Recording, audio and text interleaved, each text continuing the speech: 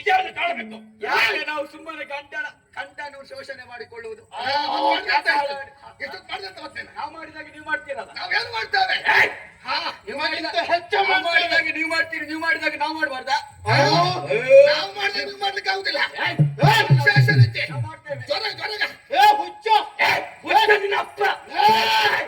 ಹುಚ್ಚು ತನ್ನ ಕೆಲಸವನ್ನು ಮಾಡ್ತಾ ಅನ್ಯಾಯದ ಹಾದಿಯೆಲ್ಲ ಸಾಕ್ತಾ ಇದ್ದೀರಲ್ಲ.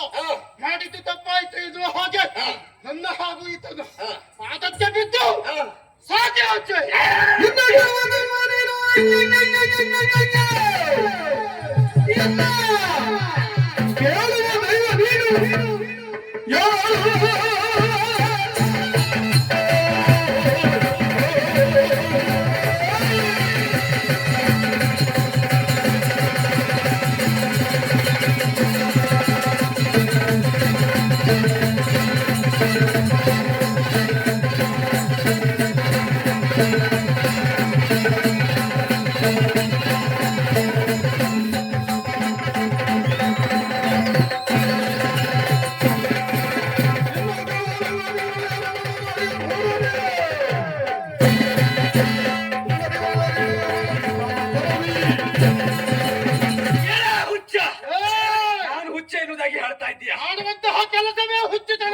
ನನ್ನನ್ನು ಹುಚ್ಚ ಎನ್ನುವುದಾಗಿ ಹೇಳ್ತಾ ಇದ್ದೀಯಲ್ಲ, ಹೇಳುವಂತ ನೀನು ದೊಡ್ಡ ಹುಚ್ಚ.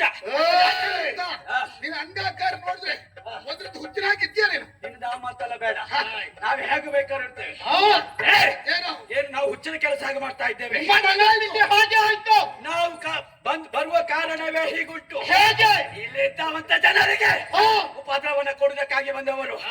ಎಲ್ಲವರಿಗೂ ಉಪದ್ರ ನೆಲ ಕೊಡುವುದಿಲ್ಲ ನಮಗಾಗಿ. ಹಾಗಾಗಿ ಕಾರ್ಯ ಮಾಡಿದಂತಾದ್ರೆ ನಿನಗೊಂದು ನೆಲ ಬೆಲೆ ಯಾರು ಕೊಡ್ತಾರೆ? ಎಲ್ಲಿ ಹೋದ್ರು ದಾಸ್ತಾರು ನಿನ್ನ ನೋಡಿ. ನನಗೆ ನೆಲ ಬೆಲೆ ಕೊಡ್ಬೇಕಂತ ನೀನ್ ಕೊಡುವುದಲ್ಲ. ನಾವು ಕೇಳಿ ಪಡೆಯುವುದಲ್ಲ, ಅವ್ರು ಭಕ್ತಿನ ಕೊಡಬೇಕು ನಮ್ಗೆ. ನಾವು ಇಳಿದ ಮೇಲೆ ಹಾಗಂತ ನಮ್ಮ ಪಾಲಿಗೆ ಬೇಕಾಗಿರುವುದು ನೆಲೆ ಬೆಲೆ ಸಿಗಬೇಕು.